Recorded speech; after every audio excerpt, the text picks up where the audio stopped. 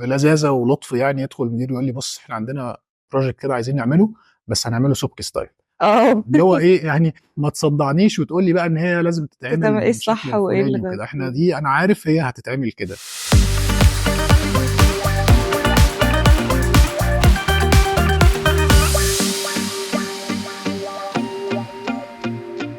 إيه الأخبار؟ أهلًا، إزيك؟ أنا الحمد لله بخير طول ما أنت بخير. يا رب دايمًا على طول، يا رب. وتيجي لي كده كل مرة بمتاهة جديدة. يا رب. جاية لي بإيه بقى النهارده؟ يعني سؤال صغنطوط كده، بما إمم. إنك المدير بتاعي حاليا يعني آه، في داخل حدود هذه الكنبة. ال50 متر دول، إمم، فعندي سؤال بقى. إمم، شايف إيه اللي ممكن تبقى أسباب إمم. اختلاف حد مع المدير بتاعه، أو مين اللي رأيه بيمشي في الآخر؟ شايف إيه اللي ممكن يسبب اختلاف مع المدير في الرأي؟ الاختلاف مع المدير، تمام، هو موضوع شايفه طبيعي من ضمن اختلافات الرأي عمومًا في كل الحالات، بس هي المرة دي بتيجي في نطاق الشغل يعني. مم. الأول إيه، يعني في حاجات كنت عايزة تختلفي معايا فيها وأنا فرضت رأيي؟ يعني نشوف في الآخر شوية. هنشوف في الآخر. طيب هو لو بتتكلمي على الأسباب فممكن الأسباب تبقى كتير يعني. أنا أفضل لو هنكمل يعني في الموضوع ده نتكلم على الأسباب اللي ليها علاقة بالشغل، لأن ممكن يبقى في أسباب خاصة شخصية، واحد مش عاجبه شكل من غير المدير، سبب كده. في كده ضغائن ملهاش علاقة بالعمل يعني. مم. لكن الأسباب اللي جوه الشغل أكيد في أسباب كتير يعني، ممكن يكون على رأسها إنه وجهات النظر في تنفيذ الحاجة بتتغير من حد لحد. المدير عادة بيبقى باصص عنده الرؤية الأكبر شوية، مم. إذا كان المدير أو صاحب العمل. من ناحية البيزنس بقى في خطة واستراتيجية وحاجات، فممكن يبقى هو باصص لرؤية أبعد من الموظف باصص بس للحتة اللي هو بيشتغل فيها. مم. فده ممكن يعمل اختلاف في الرأي، ده اختلاف صحي يعني مش وحش. مم. ممكن يكون اختلاف بسبب أمور بقى تكنيكال أوي، حاجات فنية. مم. إنه مثلا الموظف يكون بيشتغل في حتة فيها تخصصه قوي، واللي هو درسه واللي هو فاهمه واللي هو عارف بالظبط كل تفاصيله ويحصل فيها ايه، ويكون مديره او صاحب العمل باصص للموضوع نظرة بيزنس بحت او مش فاهم الحاجات دي. وده بالمناسبة مش عيب يعني، مش عيب ان المدير يبقى مش فاهم تفاصيل في شغلانة موظف صغير، دي دراسته وشغله، والمفروض انه التخصص ده مهم يعني. هو احنا سلو بلدنا الإدارة المركزية شوية، اللي هو ان بيبقى في حد هو اللي بيدير كل حاجة وبيحط تفاصيله في او لمساته يعني في كل الاشياء. لكن المفروض ان الطريقة المظبوطة ان كل واحد عنده تخصص وهي تروس وكلنا بنكمل بعض. فده ممكن برضو نرجع تاني، ده ممكن يكون سبب انه انا فاهم حاجات دقيقة جدا تكنيكال جدا، والمديري او صاحب العمل مش فاهمها، بس بيصر انها تتعمل بطريقة ما. فهنا ممكن يحصل بقى اختلاف يعني، ده احد الاسباب. ما هي دي الفكرة، ان احنا لو قدرنا نوصل لنقطة اللي هو انا شايف ده من وجهة نظري، وانا عارفة ان انت شايف حاجة تانية، مم. حابب نمشيها انهي طريقة بقى، حابب نمشيها اللي انت شايفه بس انا شايفاه غلط من وجهة نظري، مم. ولا هتمشي بطريقتي انا اللي هي تكنيكال؟ لان فعلا المدير في اوقات كتير يبقى شايفها من ناحية البيزنس، وده مش غلط خالص، ان هو مش بيدور على حاجة الاصح تقنيا كده، بس بيدور على حاجة اللي تدخله عائد كبير، اللي تشهر المكان بتاعه ايا كان هو عايز يعمل ايه. فبيكون احسن ان احنا نتكلم مع بعض، نفهم انت عايزها بطريقتك ولا بطريقتي. هو اكيد لو اتكلمنا هيبقى افضل، على الاقل كل واحد يوضح وجهة نظره، وممكن حد يقنع التاني او على الاقل نبقى حطينا يعني نورنا النقط اللي انا مثلا لو انا شايف ان في حاجة ليها خطوات معينة والطريقة التانية هتأثر على المنتج النهائي اللي هيطلع، فلازم اوضحها. ممكن ساعتها المدير يوضح لي لا ان احنا الحاجات دي مش مهمة دلوقتي وهنهدر فيها وقت وطاقة من غير مظبوط. معنى. فساعتها لا، يبقى خلاص طريقتك مظبوطة تمام. بس المهم ان انا برضو اوضح، لانه برضو انا ما ينفعش احس ان في حاجة غلط وفي مدير او صاحب عمل بيفرض حاجة في تنفيذ الحاجات، وانا شايف ان هي المفروض تتعمل 1 2 3 4 وهو عايز يعمل 1 4 بس. فحتى مجرد ان انا ارضي ضميري يعني لازم اوضح له ان لا، ده في 2 و3 في النص المفروض يتعملوا هيأثروا. هو بقى اصر او شايف عنده الرؤية الاكبر تمام فخلاص اوكي، بس المهم ان انا ابقى يعني برضو رضيت ضميري يعني. ما هي دي الفكرة، ان كل واحد ليه رأيه وكل واحد شايف الموضوع من وجهة نظر مختلفة، فامتى انشف دماغي واثبت على رأيي واللي هو لا انا شايف ده الصح، انا مش هسمع كلامك ايا كان ايه حاجة غلط بجد غلط، وامتى امشي بمبدأ نظرية اللي هي اربط الحمار مطرح ما يحب صاحبه، اللي هو خلاص انت عايز كده انا هعمل لك اللي انت عايزه، حتى اللي هو لو احنا الاتنين عارفين ان هو غلط بس هعمل لك اللي انت عايزه. امتى يعني انت عايزه تشوفي ايه الحالات اللي تصر فيها على موقفك، وايه الحالات التانية اللي ممكن تطنشي او تمشي الدنيا عشان ما يحصلش يعني صراع يعني.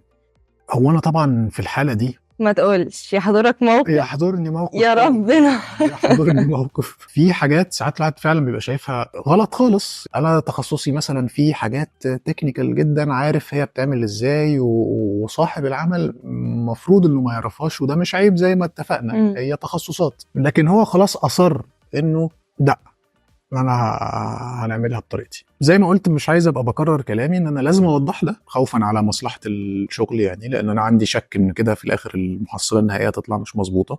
فوضحت ده حتى بطريقه كوميديه كده شويه، او يعني عشان نكسر التنشنه دي يعني. فالموقف ده اللي حضرني انه كان في منتج سينما مشهور وكبير وناجح جدا وافلامه مغرقه السوق وايراداتها ماليه الدنيا، ما شاء الله. ده ايه ده؟ السبكي. هو منتج ناجح جدا، ومن ناحيه شاطر في البيزنس الحتة من ناحيه بتاعته. البيزنس بالظبط، من ناحيه البيزنس هو راجل ناجح يعني.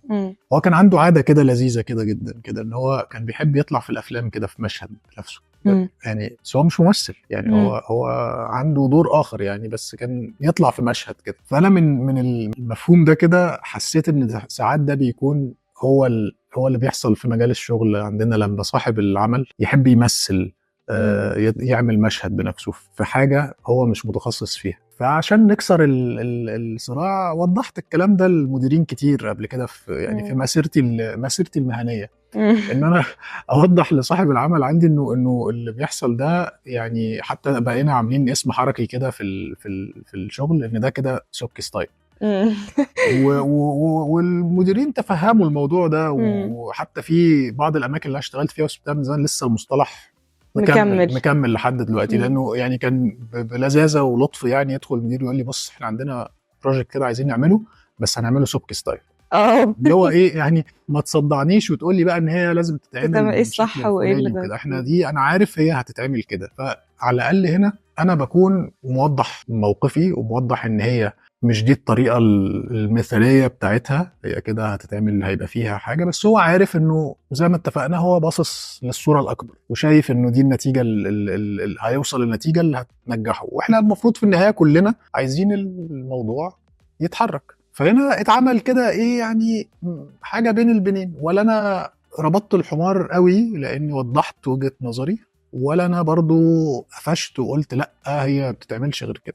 وممكن يكون ده حل وسط يعني ما يخلي الامور تمشي بشكل سلس شويه. بس بيكون في مشكله بقى، لان انت اللي في الواجهه، يعني انت كأن الكريدت ليك انت ولا لصاحب العمل. حاسه ان في حاله زي دي لو انت شايف ان الحاجه دي غلط خالص، ما ينفعش تبقى في وشك انت، ما ينفعش يتقال انت اللي عملتها وانت اصلا مش مقتنع بيها. خلاص لو انت مش مقتنع بحاجه وهتعملها عشان المدير، ما تبقاش في وشك انت، خلاص هو مسؤول عنها. معاكي حق جدا، لانه في الاخر الواحد بيهمه انه شغله يطلع مظبوط ويبقى السي في بتاعه مليان نجاحات، ولو حد شغله بيتطلب انه يبقى فيه بورتفوليو هيوريه لحد تاني يبقى ده شغله وبتاعه والحاجات دي كلها. وده برضه هنا يحضرني موقف تاني، ان انا واحد من السوبكز اللي الواحد اشتغل معاها وضح له الحته دي لما بعد ما تدخل تدخلات كتير جدا جدا وخلاني مش هبقى راضي عن الحاجه اللي بتحصل. دخلنا خلاص في النقاشات اللي اتناقشناها دي وكل حاجه ومن غير خناقات ومن غير ضغائن،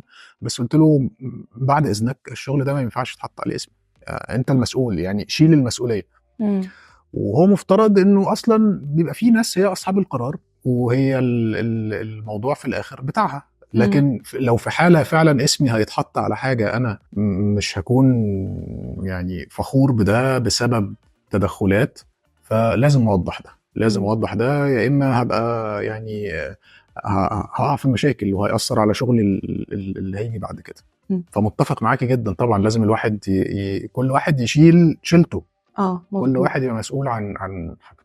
فحاجة زي دي بحس ان احنا ساعات بنفضل قاعدين في تنشنة كده لمدة من الزمن بلا هدف. يعني انا برضو في مرة كنت في شغل كده، والمدير بتاعي هو مدير على ناس تانية غيري، فهو مش عارف اللي انا بعمله بالظبط، فيجي مرة يقول لي ركزي في الحتة دي اكتر، وانا بقى اصلا بعملها بس تمام، احس ان انا بركز فيها اكتر. بعدها بشوية لا ما تعمليش دي، اعملي حاجة تانية، فاقوم عاملة الحاجة التانية، اللي هو خلاص انا ماشية بمبدأ ان انا هربط الحمار مطرح ما يحب صاحبه، اللي انت عايزه خلاص. فضلنا مرة يقول لي كده ومرة يقول لي كده، مرة كده ومرة كده، لغاية ما في مرة وقف بقى على دماغي اللي هو لا اعملي دي كده. فاقول له انا مجرباها، هي مش مظبوطة كده، انا عارف. لا لا لا جربيها بس هتنفع. جربتها وباظت. كان الرد في الاخر انه بصي بعد كده اعملي اللي انت عايزاه، انت اللي في الوش. حاسه ان احنا خدنا وقت كتير جدا، يعني قعدنا شهور انا خلاص بعمله اللي هو عايزه، وهو فاكر ان هو بيوجهني وخلاص، وفي الاخر طلع اعملي اللي انت عايزاه، انت اللي في وش المدفع. فكان ممكن نتحاشى كل الجدالات دي وكل الصراعات النفسيه دي من الاول، والتاثير السلبي الكبير ده والخناقات دي الداخليه. ما كانتش حاجه صريحه، احنا ما كناش بنتخانق، يعني كنت بعمله اللي هو عايزه بس. لو كنا وصلنا للنقطه في الاخر، يعني طالما انت عارف ان انا اللي في الوش وان انا ادرى، انت اللي جوه التفصيله دي وعارفه تفاصيلها بالظبط. هو قال لي انت ادرى، انت خدي القرار، انت عارفه ايه اللي بيحصل بالظبط. هو بيوجهك يعني توجيه نظري شويه، لكن جوه التفاصيل انت اللي عايشاها وانت اللي عارفاها، اللي هو انا بساعدك بس يعني. بس في النهايه سابلك الموضوع مظبوط. بس كان ممكن ازاي بقى بعد كده نتحاشى اللفه دي او خناقه او التاثيرات السلبيه اللي ممكن تبقى بسببها. هو نتحاشاها ان احنا نخليها برضو في اطارها، ان هو في الاخر احنا كل كلامنا بنتكلم عن شغل، هي مش خلاف في الرأي مع في قعدة اصحاب، ده شغل. فهو في الاخر الشغل المفروض يكون الموضوع نشيل منه بس شوية ايه الايموشنز اللي هي العاطفية بحلوها والوحش بتاعها، يعني اذا كانت ايجابية او سلبية. خلي الموضوع يعني بروفيشنال اكتر وعملي جدا، يعني ان فاحنا لو حطيناه في الحته دي مش هنوصل بقى، مش هنسميها اصلا لا خناقه ولا هاخد موقف ان انا هتغاظ واتضايق علشان هو قال لي اعملي دي وانا عايز اعمل دي ولا بتاع. هو احنا في الاخر اكيد كلنا بقى في المكان ده، بما ان ده مكان عمل وفي الهرم الوظيفي اللي من اكبر صاحب العمل او المدير او ايا كان لحد اصغر موظف، المفروض ان كلنا هدفنا واحد في الاخر، انه المكان ينجح ويكمل عشان كلنا بنستفيد يعني. لو اتحطت في الاطار ده مش هنوصل اصلا احنا نسال ليه نتجنب الحته دي، لانه مش هتبقى موجوده اصلا. يبقى المساله مساله بنجرب وبنشوف ايه اللي بيمشي صح.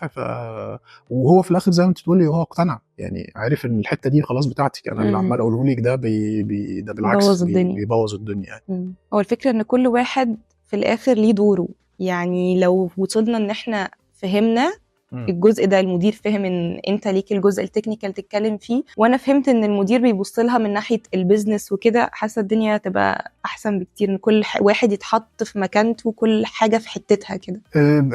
اكيد التخصص يعني مفيد جدا جدا جدا، والناس اللي احنا دايما بنقعد نستشهد بيهم في النجاح وكده بنلاقي ان هم عندهم فعلا تخصص في ادق التفاصيل، كل حد مسؤول عن حاجه بيعملها فهمها كويس جدا جدا جدا، ومحدش بيتدخل في شغل حد، وبيبقوا ماشيين على سيستم على الجميع والدنيا بتمشي. اما بقى انه حد يتدخل في حاجه مش بيفهمها، غالبا ده اللي بيعمل المشاكل دي ويوصلنا لان انا اقول اربط الحمار ولا ما اربطوش. كل واحد ليه دوره. بس كده. شفت سهله ازاي؟ سهله جدا، كل واحد ليه دوره طبعا، من غير اي مشاكل ولا اي حاجه. وانت كده راجل كويس كده، ولسه بتقول انت عارف ان كل واحد بيعمل الحاجه اللي هو متخصص بيها. انت مثلا بتحضر المكان ده، بتظبط الدنيا، انا دوري ان انا اقعد هنا اقول للناس دي تعمل لايك وسبسكرايب والحاجات دي كلها، ويكتبوا لنا في الكومنتس مشاكلهم مع مديرينهم. بس ده لو مفيش تعارض، ولا حابب ان انا اربط السبسكرايب مطرح ما يحب.